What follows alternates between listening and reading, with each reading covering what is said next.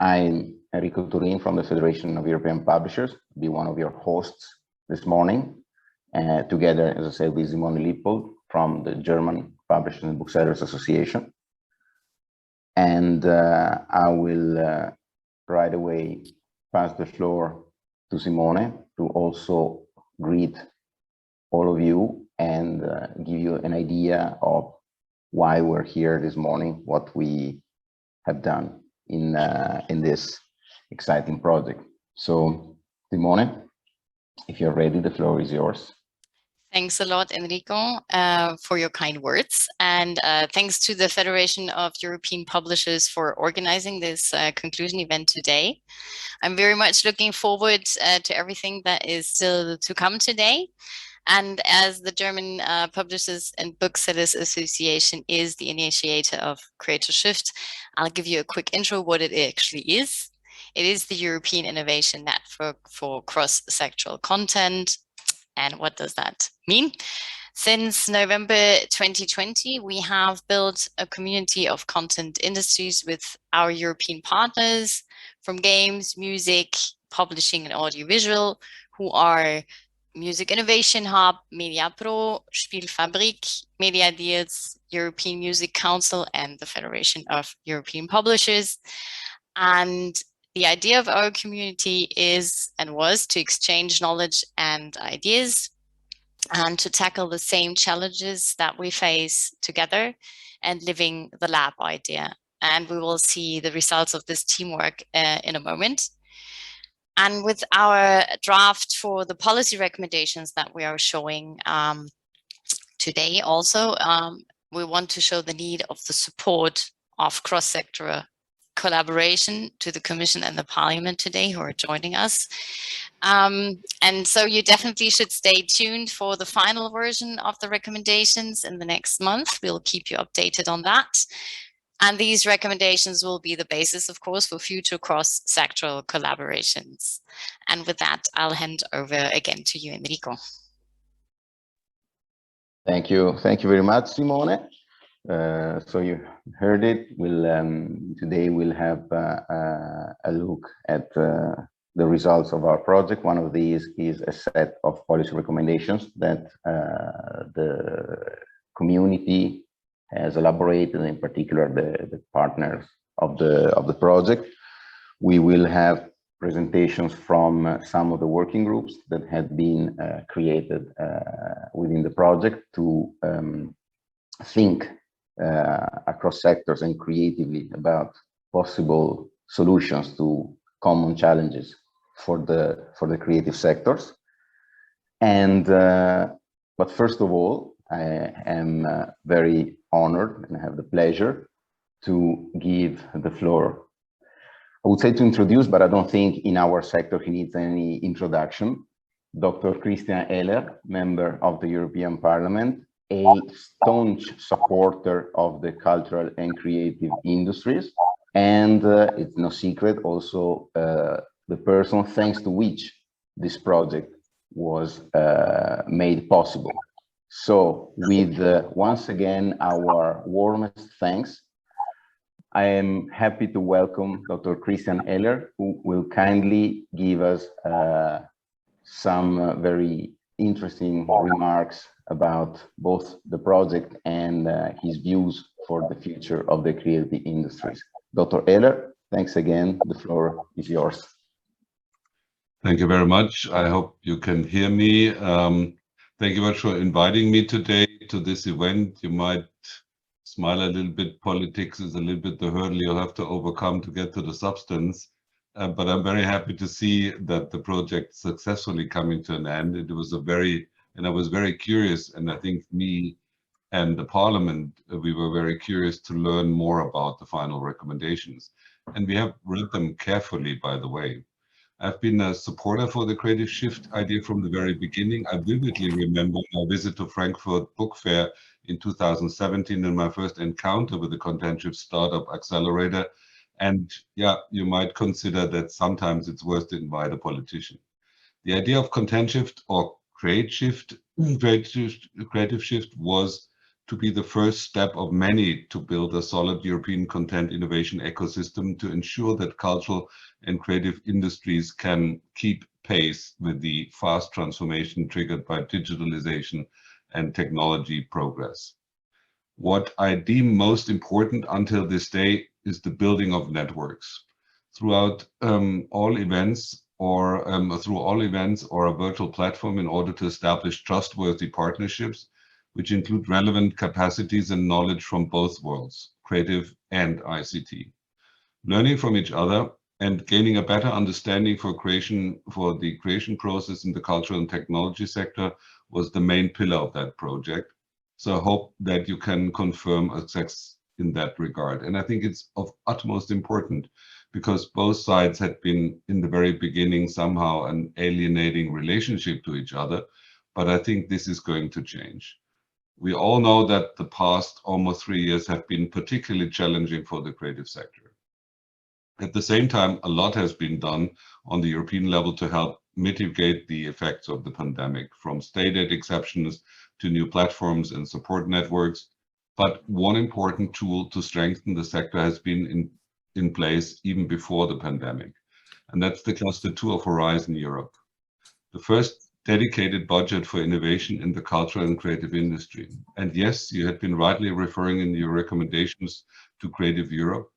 But I think the idea, our common idea, by the way, it's not that politics is patronizing that sector. We are not the smartest ones, but we really appreciate what you're all doing. But I think the common idea had been to get the creative industry, also your specific sector, out of these silos of cultural politic funding. I think it's very, very important, but it had been much more important that the creative industry is now in the center of the innovation schemes. And I can't repeat myself more oftenly, look to what is going to happen in the research program of the European Union. Unfortunately, and I have to admit that, not many calls, at least not as many as I was hoping for, had been published yet. Possibly due to the fact that this is a new field for the DGs involved. Research in the field of creative industry beyond cultural heritage was not part of any program so far.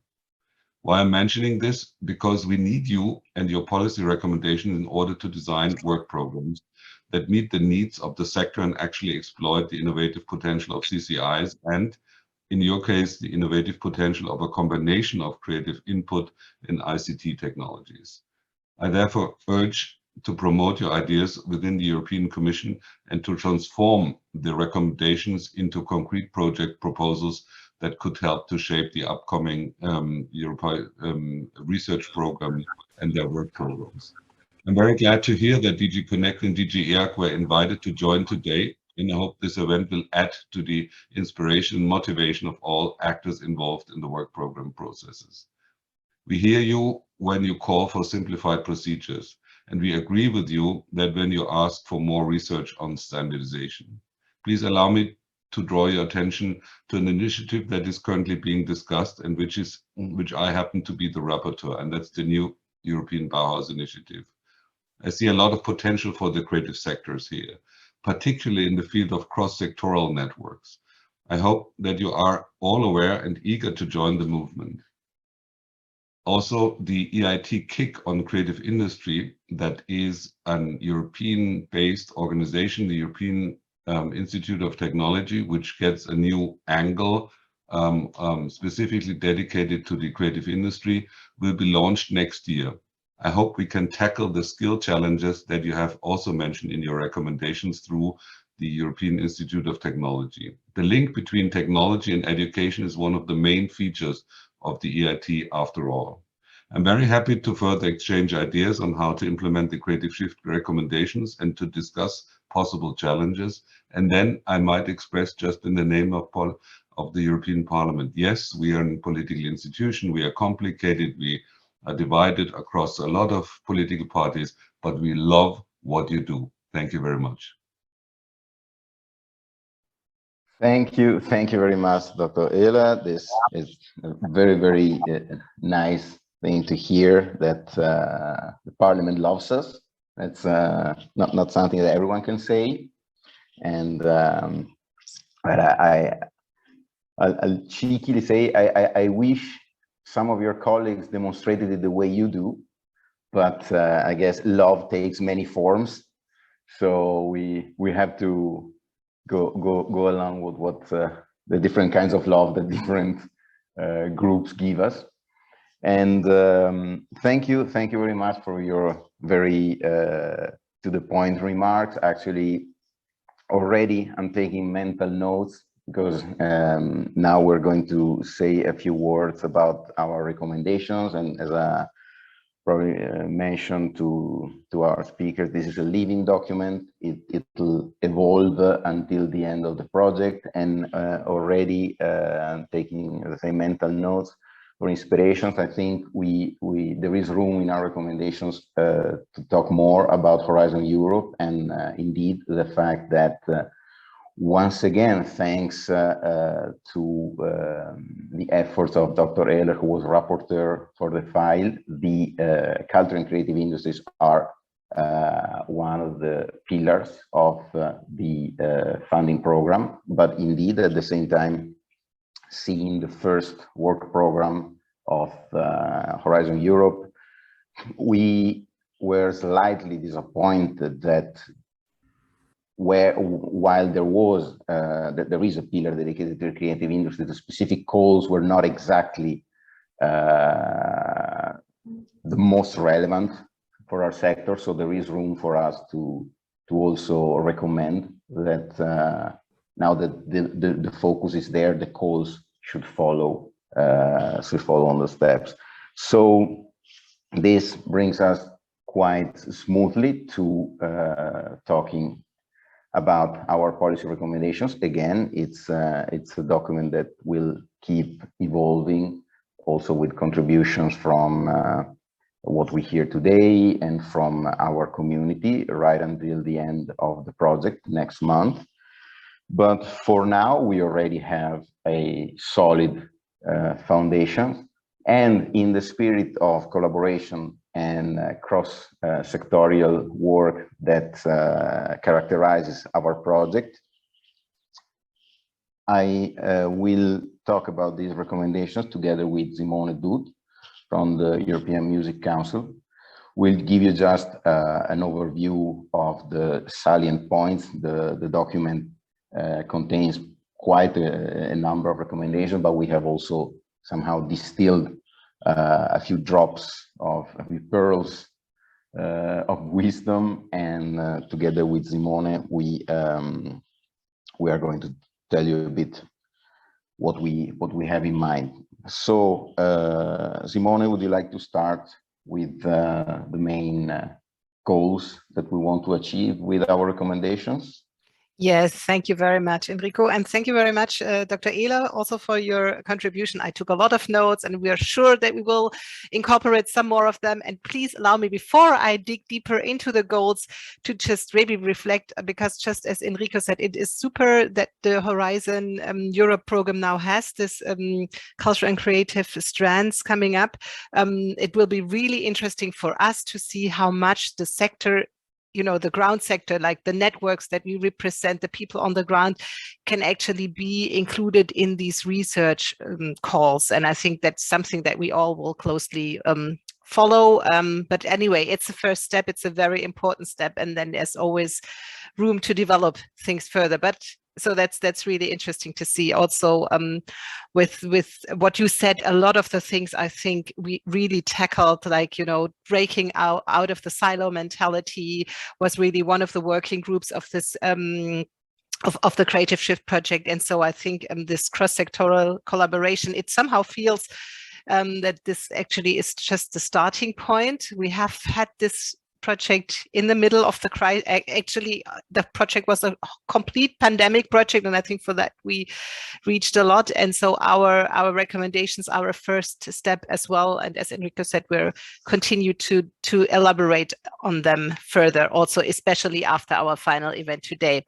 So why did we do these? Of course, the recommendations, we want to achieve certain goals for the culture and creative sectors and industries. And so the recommendations aim at ensuring that the CCSIs can contribute to the maximum potential, to their maximum potential, to the green and digital transitions, and talking on the European Union level, especially to the digital single market and to the European Green Deal or the EU Green Deal.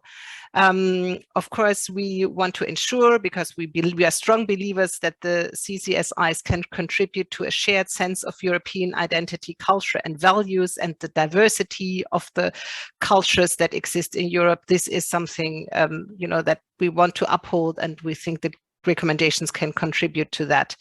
We want to ensure by the recommendations that creative professionals can smoothly access the creative workforce with adequate skills, especially also with regards to the twin digital and green transitions, and sufficient resilience to navigate in these complex areas. We want that the recommendations support positive cultural, economic and environmental impact of the European CCSIs.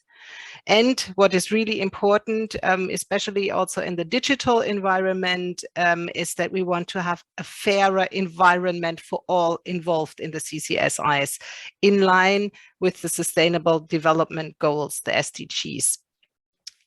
And what is also important for us, that instruments to support small and medium enterprises, the SMEs, are developed and make it easier to access the global markets for European SMEs, so that they can really properly take advantage of the global markets. And we want to generate a more resilient and responsive financial framework for the CCSIs, especially after the COVID-19 disruptions that have hit the culture, creative sectors and industries very hard, as we all know. And we want to contribute. And I mean, I think there is, of course, the pandemic is not a positive thing, not at all as such, but of course we all have learned a lot also through it. And so we will come out of it, of course, greener and more resilient, because we have learned a lot during these past 2 years as the CCSIs. So this is actually the goals that we aim with the recommendations that Enrico will present, and I hand over back to Enrico. Thank you. And this is, since we have this goal, this is why on a very general policy level, so as I said, the document will have many more specific detailed recommendations, but on a very general level, first of all, we recommend strengthening the financing and investment in the cultural, creative sectors and industries, which, okay, means, yes, more money, but it's not just more money. It means clever money, it means targeted money, it means money that really reaches those who need it, who can put it to work for innovation, for creativity. So it means taking into account all the different levels of funding and the possible synergies, from the national recovery plans down to the most local types of projects and initiatives, passing through actions such as the financial guarantee facility, which is an excellent idea on paper, but needs a lot more expanding and strengthening, for example. It means, and you heard it mentioned already, and I think you heard about it a lot, it means prioritizing the role of the cultural and creative sectors and industries within the twin digital and green transitions. It means bearing in mind that without the cultural and creative industries and sectors, an important element will be missing, both from the digital transition and from the Green Deal. And in this area, a reference to the new European Bauhaus is, of course, essential. It means fostering cooperation with the ICT sector, something that Dr. Ehler was very clear about, especially regarding innovation and research. But it also means creating conditions for the cultural and creative sectors and industries to take maximum advantage and exploit the potential of the digital single market to its fullest. with digital policies that provide a level playing field in the relationship between the cultural and creative sectors and the whole universe of other players that are the main players in the digital environment. It means, of course, supporting cross-sectoral collaboration through initiatives such as the project that brought all of us together in the last couple of years. And it also means strengthening the links between culture, creativity, education, and training, also in funding programs. For example, famous move from STEM to STEAM, adding the arts to other key aspects of education and training. But it means both giving the cultural and creative sectors and industries the skills they need, and knowing that the cultural and creative sectors and industries themselves have an important part to play in policies that regard education and training, such as the Digital Education Action Plan. So these are the very high-level general ideas that we have put forward, and then that in our recommendations are then declined into more concrete and detailed actions. We will keep gathering feedback today and in the coming weeks, and then we will finalize this document and give it the maximum circulation that we can. We'll also rely on Dr. Ehler, on Mrs. Lucia Recalde, who is here today as well with us from the European Commission, from the G-Connect, and to all our counterparts. And we hope that we can somehow sow the seeds of better engagement and more relevant support for our sectors. And talking about better support for our sectors, we have now, it is a recorded message from Themis Christophidou, the Director General in DG Education and Culture.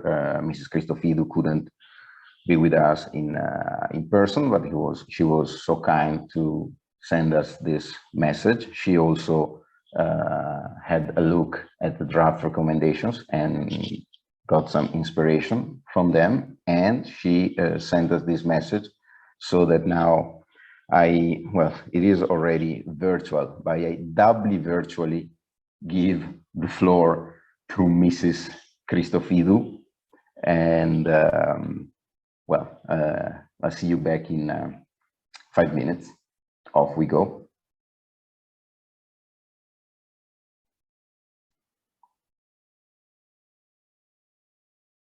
There is no sound. This is what.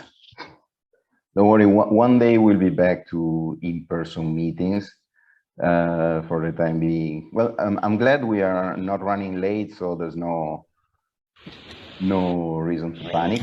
Dear organizers, Honorable Member Christian Ehler, dear innovators, I cannot be there with you today, but I'm glad to be able to send the word for the final event of creativeSHIFT. This project touches on so many of our priorities. You're promoting innovation, creativity, knowledge sharing, and learning from each other. And you develop what it means to be European, thinking outside the box and inspiring people to keep pushing the boundaries of our community in a sustainable, inclusive way. As I was reading your recommendations, I was proud to see how well they resonate with our work, with our aspirations and goals. You made a huge effort to connect our policy making to stakeholders and to the cultural and creative industries. Here, of course, Creative Europe is instrumental. The program has an increased budget that will boost our cultural and creative industries, because we want to help you adapt to the digital shift we are living through. We want to support you as you explore new technologies, like artificial intelligence, or adapt to changes in consumer behavior, demanding new types of content. At the same time, We want to make sure you have the means to address human and social challenges, not just technical ones. The new European Bauhaus is a great example. Culture is fundamental if we're rethinking our space, our cities, and how we live with each other. It is at the epicenter of aesthetics, sustainability, and functionality. We know what we would broadly like to achieve: a beautiful, sustainable space where we can live together. It must be built together, openly. This was a fundamental aspect of the Bauhaus design phase. The latest selection of Creative Europe cooperation projects also showed an incredible diversity of subjects and approaches. This proves once again that creativity and diversity in Europe have no limits if they have access to financing. And we all benefit when that is the case. That is why we have raised the co-financing rates of Creative Europe schemes, so that even smaller organizations can be more easily supported. In the same vein, I'd like to recall our Culture EU portal. Culture EU pools a great deal of information on funding opportunities for culture. It can be particularly helpful for small organizations, and we know that finding European funding can be a daunting task sometimes. Finally, I cannot but mention 2022 as the European Year of Youth. Culture and creativity play a fundamental part in our goal to create more opportunities for young people to participate and realize themselves. We're putting in place many actions that will allow for this. Young people have so much to share, so much to give back. For example, we have created 2 creative participatory modules on the European Youth Portal, the pool of young journalists and views and hopes for the future. One of them, the pool of young journalists, was created in cooperation with Eurodesk Brussels, the European network of youth information points. There, young journalists get to explore creativity and critical thinking, creating articles, videos, or podcasts on what matters most to them. So as you can see, there is a lot going on. There is a great will to share creative output, there are funding opportunities, and there are contexts like the Bauhaus or the Year of Youth, where creativity is especially welcome. These are all areas where the experience of creativeSHIFT could be enriching. So, congratulations on your great work once again. Have a great event. Thank you. Well, those were very nice words. I like a lot the image of a Europe that is a beautiful and sustainable place, thanks to the culture and creative sectors and industries, and it's a very powerful image also, this notion that CCSI can do pretty much everything if adequately funded. Would be an interesting experiment to make. In the meantime, let's have a few bits of evidence of what culture and creative sectors have been able to do with the relatively limited funding of this project, with a few of the outcomes of the work of our working groups. And we begin with Odile Limpach from Spielfabrik. So, Odile, please, if you're ready, the floor is yours. I am ready. Thank you so much, Enrico, for this and this opportunity also to show a bit about what happened during this wonderful project and what we did. So I'm going to share my screen. You see it? Yes. Good, very well. So, and I start to make sure. So I am Odile Limpach. I am co-founder of Spielfabrik. And I would like to start to speak about Creative Bonds with a very warm thanks to my partners in crime. And this is Sarah Parizo from MIH and Anastasia Rother, who joined the creative SHIFT community from Wonders. and we all together really managed to have to have a prototype of our creative bonds. But what is creative bonds actually? Well, it has been already said now, we were working on these silo mentalities. We really saw that we have a lack of a cross-sectoral perspective, that especially, and I'm really happy to hear also today that about young people, it's a lot about young people, that young entrepreneurs need a space to showcase their ideas, and we wanted to give young professional opportunity to build a network, and also not forgetting the part of showing work, but also of financial support. How do we put some, we were seeing that creative industry are missing the link to the funding and financial support. So we came up, we jammed a couple of times and with all the creativeSHIFT community, and we came up with an idea to do with the so-called creative bonds. We thought it would be good to have an event somehow that bring people together with a jam session, with panel, workshops, pitching. It doesn't look very much innovative when you look at that, but when you look at the details or where we want to position creative bonds, you might know a lot of these events that are already happening, and you see that our goal was really to be positioned very international and very cross-sectoral. So I would call it the European South-Southwest event of Europe. And our target group are definitely the young entrepreneurs who want to know about best practices, experiences. They want to start to have a network. They want to speak about innovative ideas with experts and see if they can contribute to the cross-sectorial work together, but also have a contact to older experts. So what we thought is that we don't need to do another festival or to create from scratch another way where people meet, but we said that we want to piggyback on other festivals, being the creativeSHIFT Caravan, and the special things about the creative bonds would have that you have to mix at least 2 industries from 2 different countries, that only diverse teams would be allowed to participate to the jam, or that we would put diverse teams together, that we will want to have prototypes directly presented to investors, and we really wanted to put also emphasis on the mentoring and visibility for the winners of this jam within the network of experts, because we realize that the creativeSHIFT community, we have such a great network of experts, we need to involve them and to have them be in contact with these young people. So, well, we did a prototype. Thanks to Sarah Parizo, she invited us to the Line Check 21 in Milan. And we said, okay, now we have this great idea, we just need to test it and to see how it's going to work. So what happened in November in Milan, we had the 2 morning sessions, and of course the afternoon the groups could work together, but in a more free way. We had 3 groups coached by 3, we call them over 35 experts.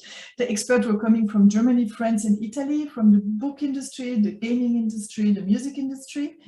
We had 8 participants. They were students or young professionals coming from very different countries: Italy, Germany, South Korea, China, Sweden. And we had 9 mentors that attending the project presentation at the end, and they were members of the creativeSHIFT board. You see a picture of the presentation at the end. And it was for us also incredible to see in this short amount of time and this short number of participants how great ideas we became out of this 2 days of work. We had 3 ideas presented by this group of young people. The creative industry calculator, being a calculator about how a young person coming into one of a creative industry could better understand what kind of money he can make, what kind of cost he has, how are the margin, and so on. We had the idea about the cross-industry platform, pretty similar to creativeSHIFT, I would say. And we had also a proposal to make a diversity and equality label for creative industries. And all these were ideas that came within 2 days. And the winners were the creative industry calculators, and the young people of this group, working in this group, won for this time mentoring with experts of the creativeSHIFT community. So that was our prototype.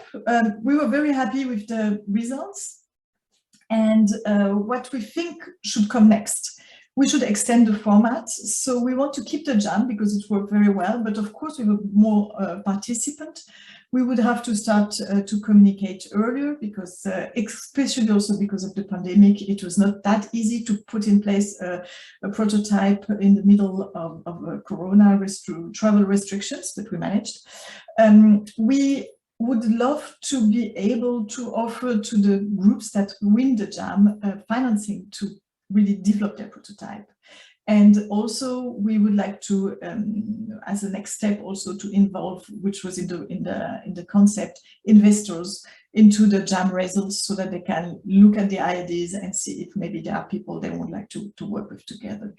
So actually it's the end of creativeSHIFT for us, but we are very concrete ideas about what we want to do. We want to have a Creative Bond edition 2002 at maybe the Frankfurt Book Fair or somewhere else. We want to piggyback, as I was saying, on festival. We would like to grow and animate the community of young entrepreneurs we started. We're a very small core of these people, and they were all very happy about, we got only positive feedback about the participation to the Creative Bond. So we would like to keep nurturing them and make the community grow. We have a 3 years plan and budget ready. So we need money. And that's why we wanted also to present here, because we have everything ready. So we're ready to go. The partners that were at the Creative Bonds last time are ready to go and to go further. So let's see what we can do together. Thank you. Thank you very much, Odile. You see, we not only have thought about high-level policy recommendation, but our partners took also a very much hands-on approach. And in this spirit, I'm now happy to introduce Merlijn Polman, who with his Cosmo Foundation has provided financial support to many cultural and creative industries. This is his day job, and who in the evenings is the night mayor of the city of Groningen in the Netherlands, which sounds extremely interesting. So Merlijn, if you're ready, the floor is yours.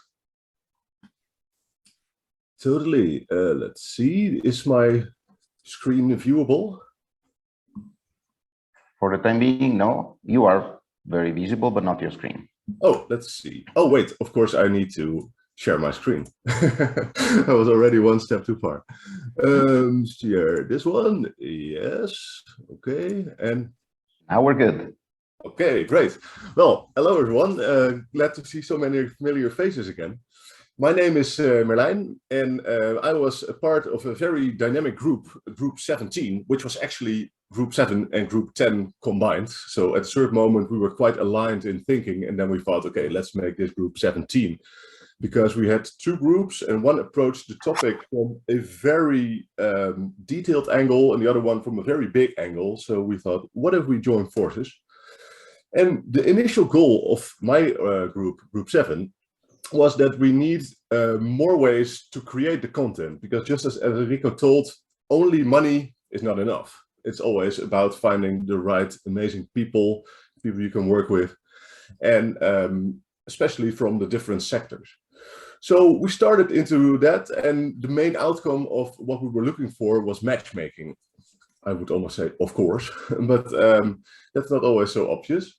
And one of the key problems we distilled in our sectors is still that if we're looking at creative projects, there's always two. There's creative projects that are focused on revenue, and there's creative projects that are not focused on revenue, that are just made for the arts, for making life beautiful. And they both need to be funded. So the first ones can be transmedia game franchises, self-help books, augmented reality, fashion tech, like things that make money and are cool and creative. But things that don't really make money, like a public art installation or a free entrance festival that just needs to get the cost covered, and all those kind of projects, which I often love doing, but it's always really hard to find money for it. So they can be funded by crowdfunding, by public funding, and the revenue ones often have accelerators, incubators, all kinds of investment firms that think like, okay, this might be the new Squid Game. But the other non-revenue focused projects always need to, in a way, hold up their hand by stating, look, we're amazing, we need to be funded, but please help so. And that's often complicated. So one of the ways, so the problem is that there's a lack of incubation for these kind of projects, especially the ones without a strong commercial focus. And one of the solutions is the matchmaking between these projects and people that actually would like to fund them. And a way which we found in the Netherlands, which we would love to bring further over Europe, but that will take some time, is the way of Cosimo, based on Cosimo de' Medici in Genoa 1389, where this man was one of the first private people to fund culture apart from like the church.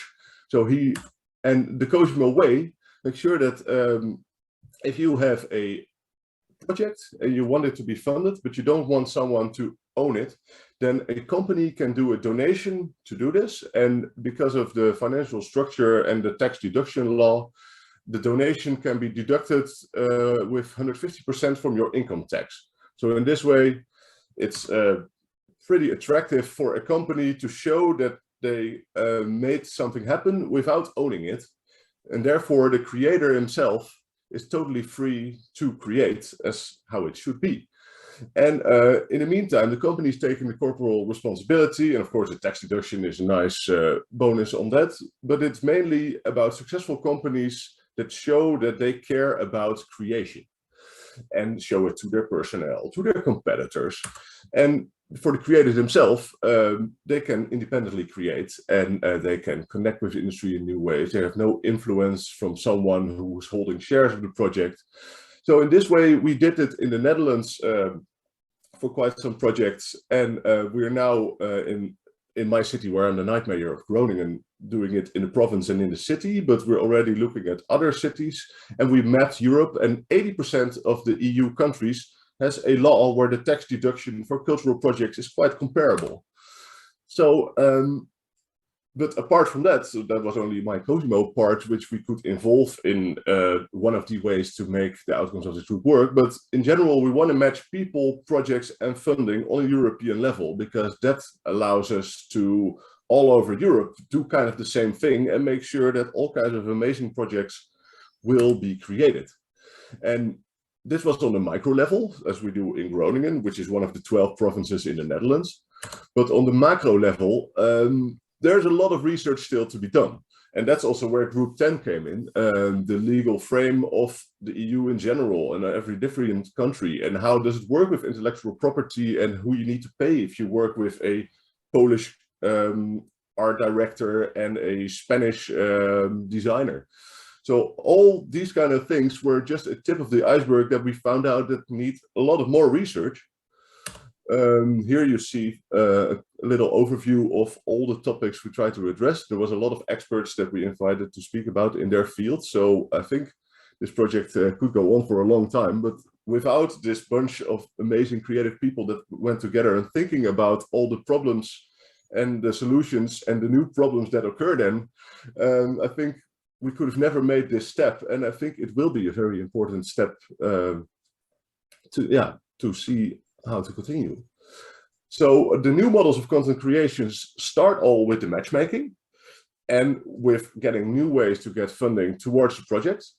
And I think we made a little step, but indeed already working that out in quite some detail. And of course, I gladly tell you more about one of these things, and the experts were really amazing and inspiring to see like how do they do it in their field, because I'm from the music sector, but if I hear from gaming people how they do it, then I'm sometimes so surprised how they come up with solutions that are totally not obvious to me, but obvious to them, and sometimes not the other way around.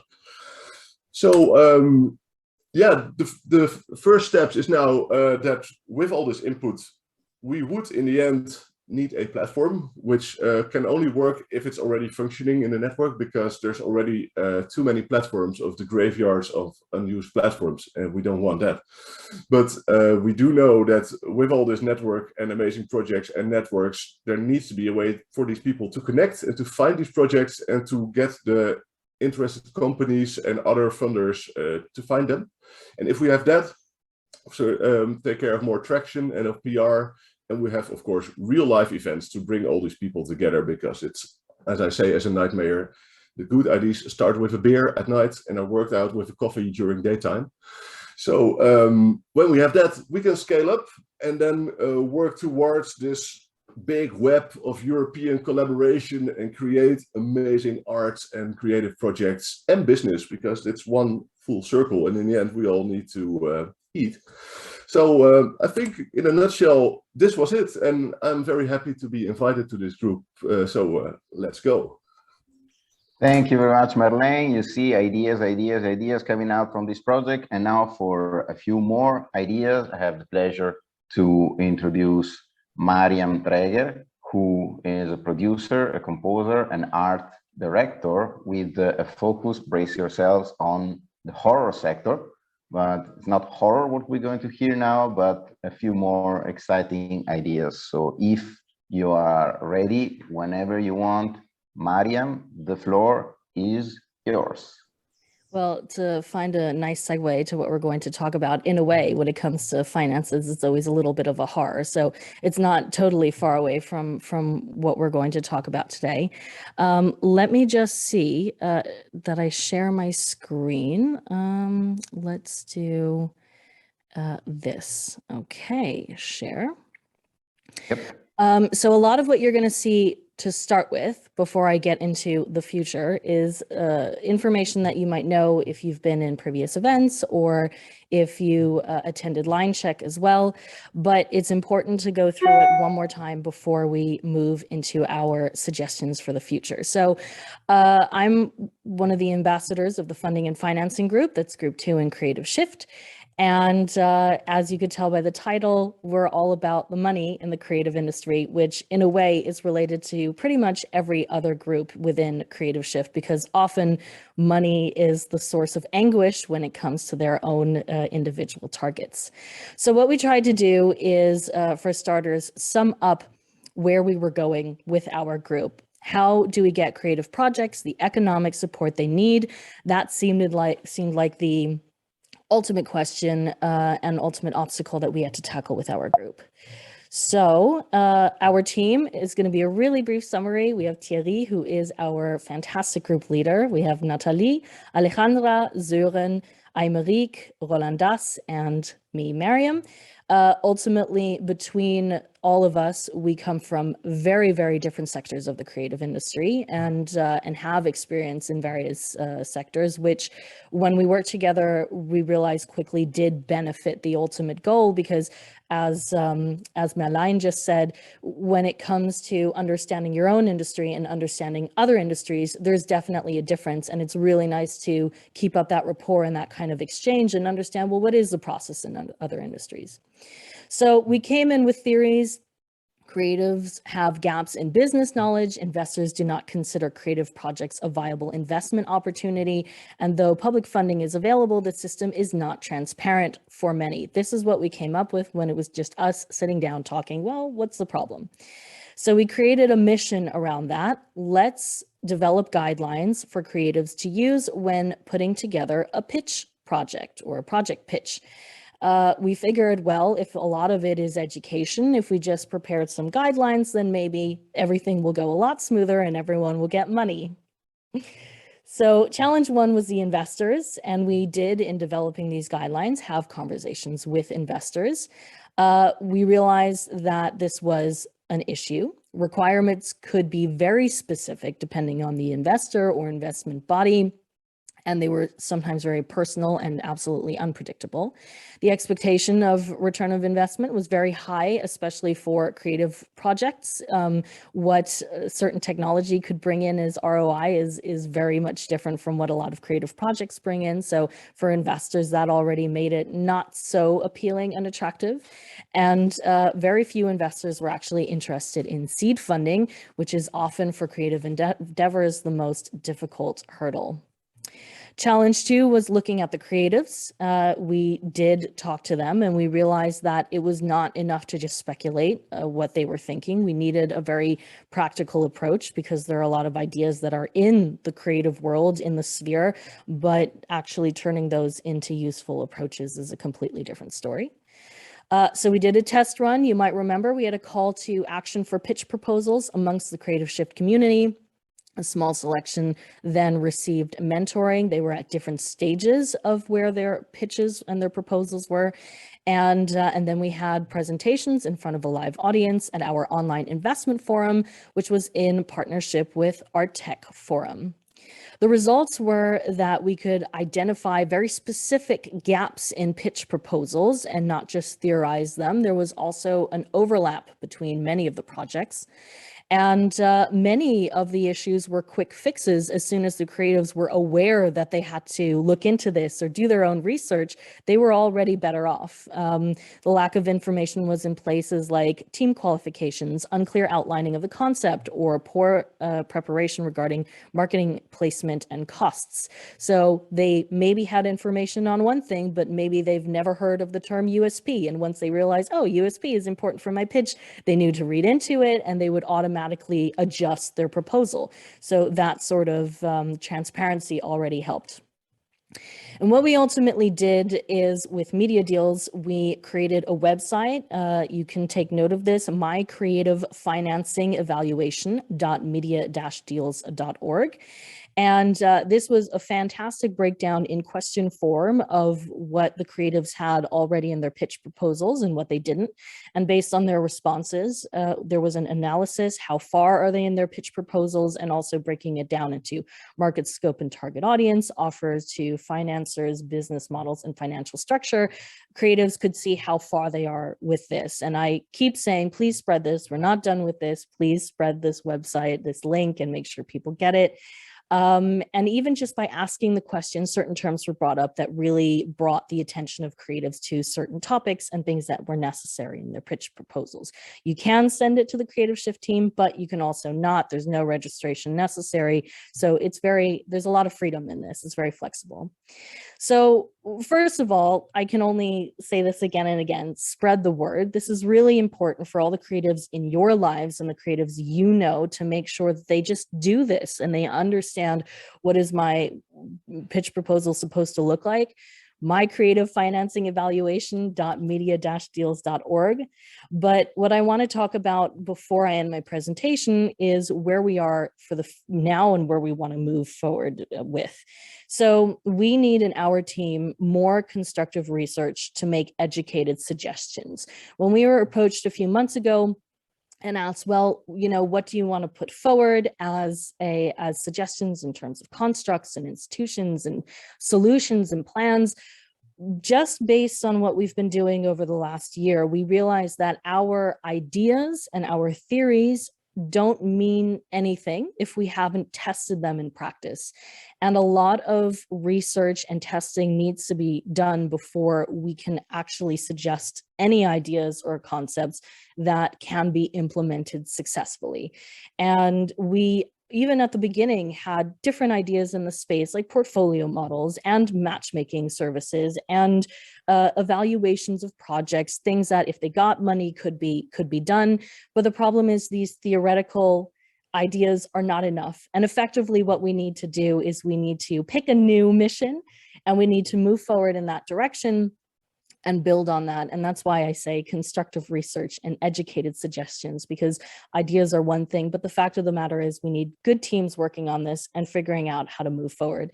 And I know as someone who lives in Germany, it's always about the bureaucracy, the stages and the research, but this is a very, very complex task. And if we were to ask for money for anything, it would be to pay a team that actually does this, whether it's us or another team. But that's where we are today. It's not all doom and gloom. There is a light at the end of the tunnel, and there is a way to make sure both the investment side, the public funding, and the creative side is benefited, but it's going to take a lot of serious, long-term, goal-oriented work. And that's where we are now, and that's my presentation. Thank you very much, Mariam. And work it is, work it will be. Now, one of the characteristics that everyone says are really of the creative sectors and industry is adaptability. And therefore, we're going to slightly adapt our schedule, because I jinxed it. And when I said that we were perfectly on time, now we are a few minutes late. So we are now going to have panel discussions. We have the privilege of having here two representatives of the Young People's Parliament of the German Publishers and Booksellers Association, Svenja Schaller and Tobias Groß, to whom I'll give the floor in a few moments. But since Dr. Ehler told us well in advance that unfortunately he could only be with us until 11, and I'm already grateful that we've had the chance to have him with us so far, I'd like to know, I'd like to ask Dr. Ehler, just before you have to leave us, would you like to give us a final message, maybe specifically addressed to Svenja and Tobias, who, by the way, I didn't mention it, yes, they are members of the Young People's Parliament of the German Publishing and Bookseller Association, but themselves, they are two young booksellers. So it's great to see the young people still like the idea of working with books, selling books. So Dr. Ehler, one last minute, would you like to leave us with a message, not only for our community, but in particular to these two young people who have decided in this day and age to take up the challenging job of being a bookseller? Thank you. Just to explain, because I do know that leaving politicians evoke always the feeling that they don't want to listen. I simply got COVID, and so I'm a little bit, yeah, not so fit, and that's the reason. But I so wanted to stay to join you, and that is the reason. Sorry for that. In more general terms, to answer the question, I think what is important, and I did refer to that, is the EIT. I do know it's another European acronym, but it's the idea that we have all over Europe a network on different topics, as it is the CO2 reduction, as it is ICT, which is could be a structure very much affiliated with our course. But we're going to fund a new EIT kick.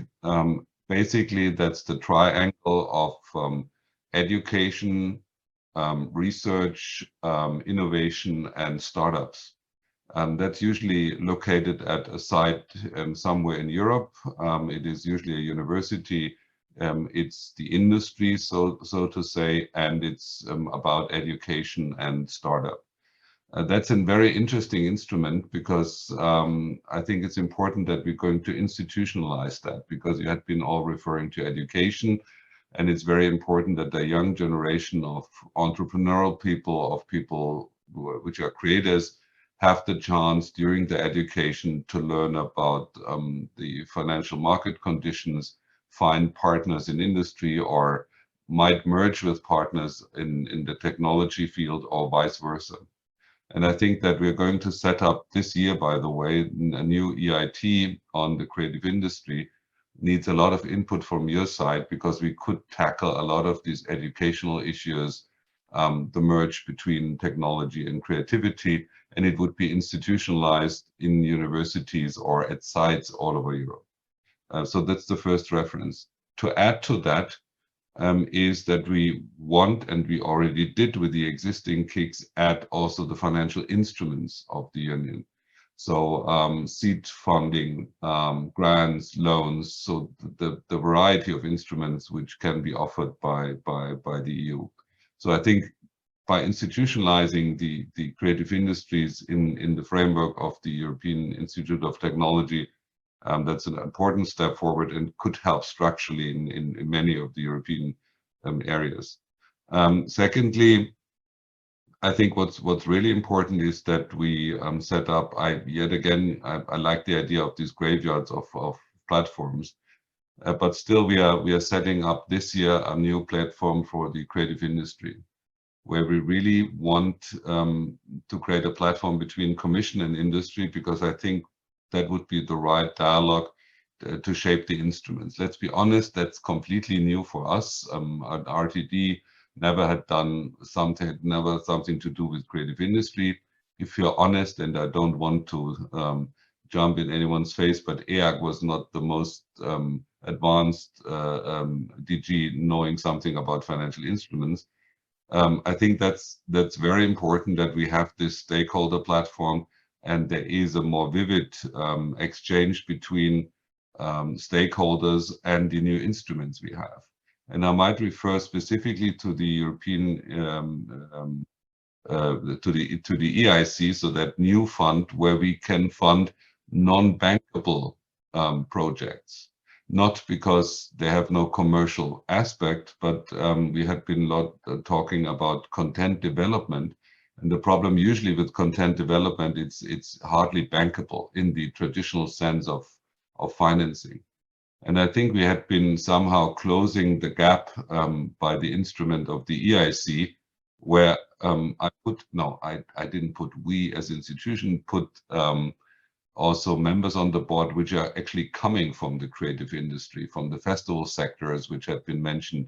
So from sectors usually have a hard way to find finance, to find seed capital, or to find an understanding what they're actually doing, and find a blended financial construction between public funding, which is still, from my point of view, needed, but also let's say the more modern breed of financial instruments which can be offered.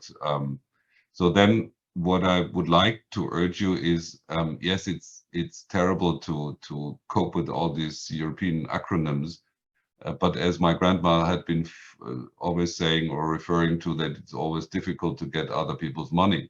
So by referring to the structural funds, I think what's needed is member states have a lot of money by the structural funds. Usually they hadn't been spending then more intensively on the creative sector.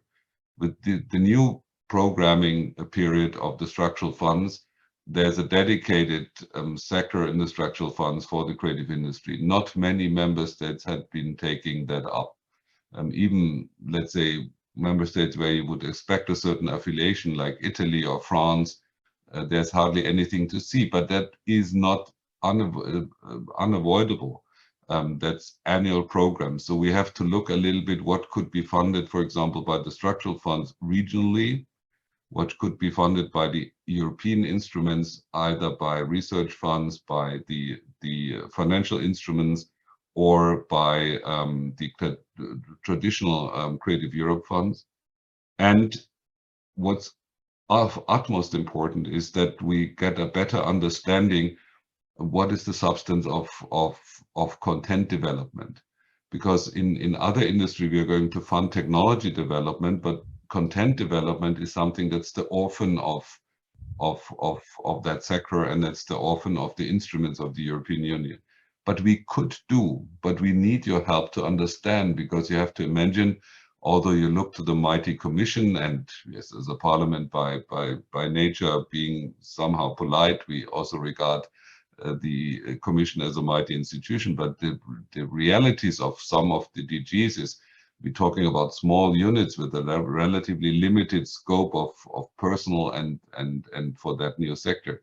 So we really you to get us a better understanding what could be fund, what could be blended funding, what could be just public money, what could be grants, what could be seed. But I think in general terms, with this term, we have that all available. We put it actually in practically all instruments, in the structural funds, in the research fund, in Creative Europe, in the financial instruments, in the EIT instruments. So it's all there, but we lack a little bit the understanding of that sector because it's fairly diverse.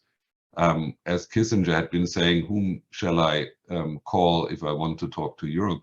It's a little bit also to whom shall I talk if I want to talk to creative industry. So this project is the first step, but a small step, but an important step in the right direction. But what I can reassure you is, usually we don't have money, but we have good ideas. This time we might have much more money, but we are still lacking the good ideas and the understanding about the complexities of your sector. And I think that this, what you did, is highly welcome. And I think you're going to see that taken up by the different DGs, so the different parts of the commission, but also in more general political terms. So we're discussing about even backing up the creative industry sector by financial means in the annual program. So it's not for nothing, and it's not another graveyard. We listen carefully, but we really need your help. Thank you. Thank you very much. I think with all these inspirations, we'll have to list you also among the authors of our recommendations after today. But most of all, I'm sure I interpret everyone's thoughts now in making you our best wishes for a swift recovery. Get well soon. Gute Besserung, Dr. Ehler. And again, thank you. And I'm sure we'll see each other soon, hopefully finally in person. Thanks again. Thank you. Bye-bye. Bye, thank you. And now is the time for us to have a conversation with Svenja and Tobias, our young booksellers. And it's really nice to have you here. Thanks for accepting our invitation. And first of all, I'd like to ask you well, one question that came to my mind when I saw who you were. So clearly, you see a future in the cultural and creative sector because you have decided to take up one really challenging job in this sector. So Svenja and Tobias, and I will start noblesse oblige with Svenja. What is your vision for the future of the cultural and creative sectors? What pushed you to take this brave decision and jump into this probably very rewarding but also very uncertain area? So let's hear from our young booksellers. Svenja, your thoughts? That's a big question. I don't know if I can talk, if I can speak for the future, but for me it was like, I like to read books. I always like to read books, and I like to be surrounded by books. So basically, as soon as I knew it was possible to earn a little bit of money, not much, but at least it was possible to earn money by surrounding myself with books, that was the choice I made and I had to do. So I mean, I know there's this like doom and gloom about the creative sector, that we won't live that long, or I don't know, books are, well, are about to die out or something, which I don't think is true, but you know, that's kind of the narrative that's present, at least in Germany. I don't know if it's all over Europe. But for me, that was never the case, because as a child, I always liked to read, and as a teenager also, and now as an adult. So I don't see any problem with books surviving, basically. So it wasn't that big of a risk for me, to be honest. And well, it's great to hear that there is optimism, but you're right. All of our sectors in the books, in the music, in the film, we've been told we were going to disappear several times in the past decades, and we're still here, still thriving and happy to do so. So Tobias, do you also share this optimistic view of the future of the creative sectors? Definitely. For me, it was the same motivation like Svenja. After studying Spanish and studying politics in the university, I've decided to quit everything and to start to work as a bookseller, because I love books and I love to talk about books, and I love to sell books to the people as well. And in Germany, okay, I just can't speak for the German book scene, the German booksellers. But I think we see a future for books, because the COVID-19 crisis that showed us that the people do really read in Germany, and we sell more books in total. So of course, because of the internet as well, but in the bookshops too. And of course, it was a hard time for us, and we had to work a lot. But after all these 2 years, I still love my job. And I will do it in the future too. That's a very pragmatic but at the same time, forward-looking and positive approach. Thanks. Simone, do you have a question for our young guests? Of course I do, and it's more like if you had a magic wand, for example, you could just, you know, this is my wish. And this time we start the other way around, Tobias. So if you could like make the most great wish you could imagine, what would it be if you say, this is what I would really like to do, the creative sectors and also politics, what could be happen or could happen for you? What would be your biggest wish or thing you could think about? I think a great wish is to take us young people seriously. So yeah, so not to say, okay, they're young people, they didn't have experience with the world. No, to say, okay, they're young people, they have ideas, they have visions, and they have a lot of potential. And I think inside our groups of the Young People's Parliament, we have a really good connection to the German Booksellers Association, to the Börsenverein. And for the future, I wish that the consideration of our work will be at the same level or even better. But in general, I think we have a really good connection to the Börsenverein. So like really being like your ideas being realized, or like being not only as like we acknowledge and that's it, but really trying to put this into action. Yeah, that our voices will be heard. Okay, so it's a similar idea, like how do you finance this also, and how do you realize it? Okay, so Svenja, thank you very much, Tobias. Well, that would have been my answer also, so I have to think about it for a second.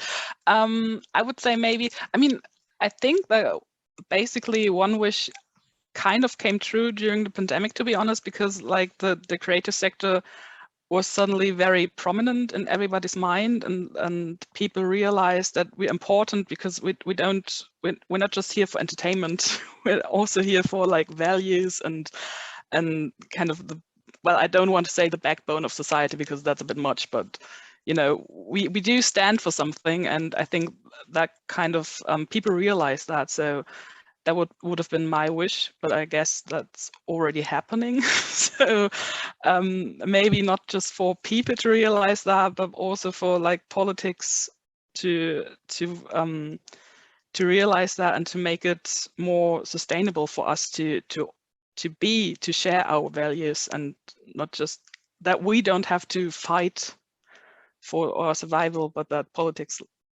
see that we're important, basically. Yeah, that's so true. Absolutely. We've seen that creatives and culture form a society, especially the very actual events. You see that this is very important. Yeah, and I think it's the whole, and that also for me, and please, Enrico, you just do your additions there too, is one thing that we like see with creativeSHIFT a lot, that if you collaborate, you work together, you bring also creative bonds, just thinking about that, bringing young people together, you have so many great ideas, and then you get it like going, and you have to be able to realize it. And yeah, and this, of course, this is the one great outcome of our project, seeing like it makes sense to have these projects. But then, as Simone Dutt already said, we're actually, and also Udi Limpach, having this project coming to an end. So we've actually finding, now we're starting, we have to go the next round, so to say. So and I see a lot of similarities with your ideas and wishes, also saying like, hey, we do have great ideas. It's not that we are creatives, but hey, take us serious, take us in account, and let's do something. So this is what at least I took from your words, and maybe Enrico, you also have some addition, or somebody else from. There is one thing that really touched me, that Svenja just said, we stand for something. That means a lot. I think that's the essence of our sectors. We are at the intersection many domains. There is culture, there is education, there is entertainment, there is business as well to a good extent. I mean, some of you are trying to make a living apart from also giving people reason to rejoice. So it's I think it's a fantastic way of presenting. It would be great for the business card of the cultural and creative sectors. We stand for something, and it's not just the old guard that says that. Is the young people who still think that there are values here. So Xenia, Tobias, thank you very much. This was very really meaningful for us, and I think I do see our, yeah, Peter, you do have your hand raised, don't you? Our the president of the Federation of European Publishers, Peter Kraus von Cleef, please. So thank you. Just spontaneously, I must completely agree to Svenja and Tobias saying that we have to take the young people seriously. That's what we do at both FEP and the Börsenverein. And folks, that is why we need book fairs in the future, because I'm old enough, having made my network already, but I think it's up to you to go to these events and go to these places and meet people of your age and of elderly people, and get connected. And through this, I think that's why we need the Bologna Book Fair, we need the Salon du Livre, we need all the book fairs, because that's where you can connect and you can reconnect and you can see each other and make friends and meet colleagues. And also through this fantastic creativeSHIFT project, but it's also different. And if all those of you who are in publishing, we're doing from FAP, we're doing a program this year again called Young Publishing Professionals in Brussels. That's shall enable young talents from publishing houses to get together from all the member countries to come to Brussels to network, and also to meet young members of parliament, and also to learn what Europe is about. And as Simone said, today we learn how bitter it is if people don't talk with each other, and things get really aggressive. And that's why we should all stand together, and especially from publishers' side and from booksellers' side. That's all. Sorry for the intervention, but I needed to say that, Enrico, and greetings for everyone. I'm glad you followed your urge, and thank you very much for contributing to today's string of very nice messages. And in line with this, and also in line with keeping with the timing, I have now the pleasure of introducing our final speaker, who will give us a few important remarks after everything that's been said and done. We have with us, and we're grateful to have her with us, Lucia Recalde Langarica. She's a head of unit in DG Connect in the European Commission. She's mainly responsible for the audiovisual industry and media support programs. And her unit was also instrumental for the existence of our project. So it's very pertinent that we have Lucia with us. So without further ado, if you are ready, Lucia, thank you very much for being with us, and the floor is yours. Thank you very much, Enrico, dear Simone. Well, first of all, thanks for having invited me to this very interesting session. I was connected from the very beginning, because now that we are all from home teleworking, it's really important for us to get your feedback and be sure that what we are already doing and what we'll be doing in the future is really meets your expectations and also your concerns. So what can I say? We are proud that we have been supporting creativeSHIFT over the last 3 years. I think we were actually quite impressed by the application 3 years ago, and we're even now more impressed with the results. And this project was relevant before the COVID crisis, but I'm really convinced that it has become more relevant after the pandemic.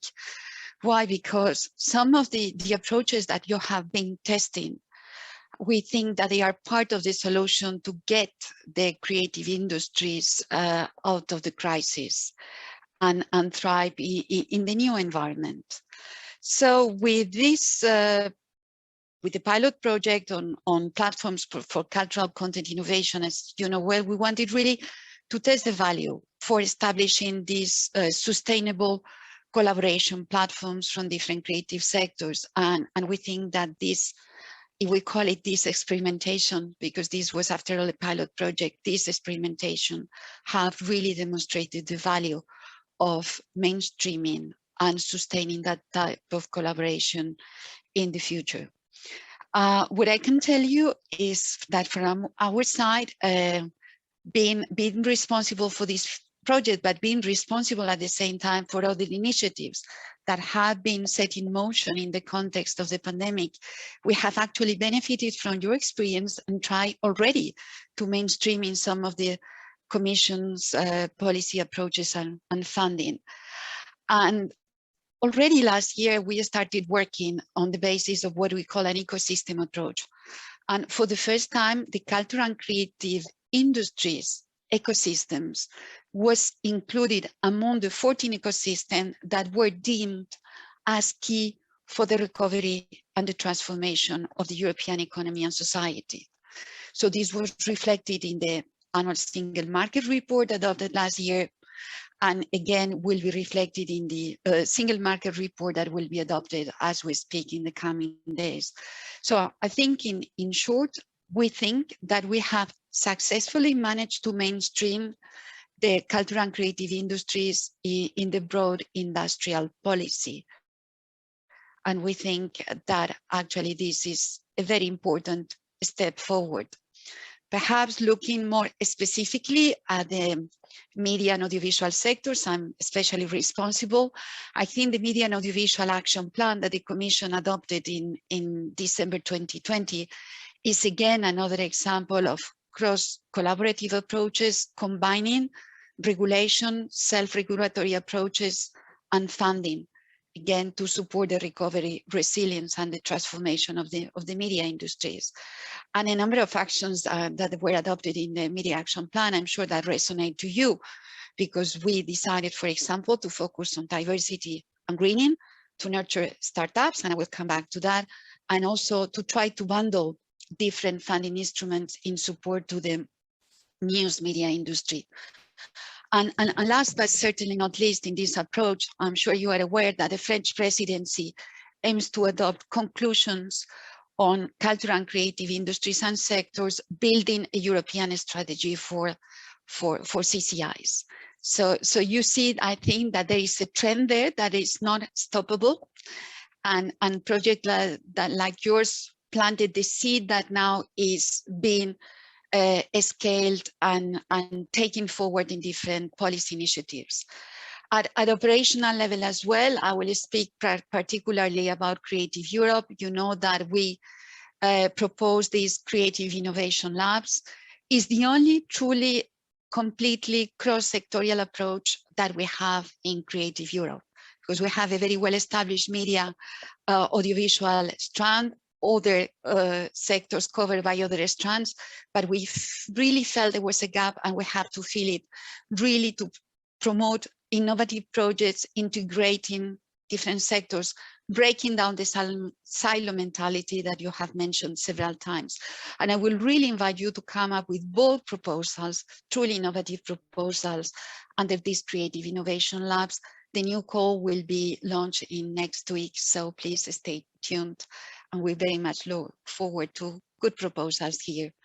But I have, and I will finish with that, I really have been following and reading very carefully your policy recommendations. And I think that will provide further food for thought for the Commission services. And just allow me to highlight some points that I think are particularly relevant. I think to do more in really combining local content with more global market ambition. So our stories and our creativity is really grounded in our cultural diversity, but our ambition has to be global and international. So we really have to push the creative companies to consider the internal market, the EU27 market, as their native market, while keeping, as I said, their identity. And here, any concrete ideas on this will certainly on our side, on the DigiConnect side, be very much welcome. We think that we have to do more in creating this seamless collaboration between ICT, digital, and creative industries. We have several instruments, the Creative Innovation Labs, the STARTS initiative under Horizon Europe. There will be a media data space under Digital Europe. We are going to set up a new VR coalition, but we have to connect the dots. So there are many of these initiatives that have popped up, but we need to bring overarching consistency to all these initiatives. And I think here again, your input will be really useful. We have to do something, you have mentioned this morning many times, to scale up startups. Under the Media Action Plan, we propose a media market gateway that will precisely also link in the startup initiatives, the European Innovation Council, the ATK, sorry for all these different initiatives. But we think again that this gateway could again take them from the very beginning and try to provide an integrated, articulated pathway to prominent startups. And again, I will repeat it again, any more building on your recommendations, any suggestion that you could give us will be most appreciated. My other 2 points, the next one regards investment. We tested out the approach of providing debt financing to CCIs under the Cultural and Creative Sectors Guarantee Facility, for which I'm most responsible. And this guarantee facility has been a great success. But we also agreed that while being successful, it was not enough. And we have to move from debt to equity financing. And this is something that we will do in the future in the context of InvestEU. And also, we also think that we need to explore all the opportunities offered under InvestEU to provide capacity building to the beneficiaries, so to the companies, but also to equity funds and financial institutions, so they don't consider creative industries as a riskier sector compared to other sectors, because this is not the case, and we have evidence that shows it. And finally, we are also working with philanthropic funds. We'll start with a pilot project on news media, working with philanthropic organizations. But again, if this pilot is successful, as we expect, we would like to expand it more broadly to other creative industries. And finally, we really have to work in closing the skills gap of the CCIs. And here I will invite you to really join the Pacts for Skills that the Commission has launched, and join the dialogue and bring your experience, because you can only enrich the ongoing discussions. So, of course, we are aware there is still a long way ahead. I'm very grateful for your suggestions. I working on this innovation and creative industries. I think this is what I have been personally doing for the last almost now more than 15 years in the European Commission. So projects like yours really embolden us, enrich us. And I would like to thank all your partners for this collaboration. And I really look forward to the future cooperation we could develop in the future. Thank you very much. Thank you, Lucia. Thank you very much for this very relevant and very pragmatic, as usual, ideas, but also for leaving us with yet another powerful image, this of the unstoppable trend of the cultural and creative sectors being more and more present as an ecosystem, not only in cultural policies, but also in industrial policies. And that's very, very important. And thanks also for making it possible for us to put into practice this project, which, and I'd like to conclude with the words that Simone Dut put in our chat. This project was precisely the opportunity for us to find commonalities across our sectors, to be inspired by each other, to be enriched, and to have joint messages. And if, apart from our more specific recommendations, there's one thing that I wish for this project to leave as a legacy, is also precisely this, that we learn as creative sectors more and more to talk with a joint voice, which will also make things easier for our counterparts. Of course, we don't have the exact same needs and positions on everything, but where we do have commonalities, and we found out that we do, then it is really worth that we learn to talk with one voice as much as we can. So, well, we are pretty much perfectly on time, which in itself I find an achievement. But at the same time, because of that, and because as an Italian, I'm kind of allergic to this, if there's anyone, for the sake of going 2 minutes over time, anyone from the consortium, anyone from our nice audience who wants to throw out there one last message before we say goodbye, this is your time. Open the mic or raise your hand, because really, if we finish perfectly on time, as an Italian, I think there's something wrong. No one wants me to get to 11:35, not even 34. 1, 2. Come on, deal. You can do. You can go. For Enrico, last time. One last message, one last thought. Everything has been said also in the chat. I think it's all to the point. Well, that's also a good way to say goodbye. This was all to the point. So thank you very much to our esteemed speakers. Thank you very much to the consortium for all your great job so far and for what we'll do until the end of the project. Thanks for our audience. I hope that the 90-minute format was bearable, because online, I think every minute counts like 3 or 4 in person. And have a nice rest of the day, of the week. And I'm sure we'll be in touch with many of you, and I hope I'll be in touch with many of you soon. Thank you very much again to everyone. Take care, stay creative, and to the next episode. Thank you. Bye. Thank you. Thanks.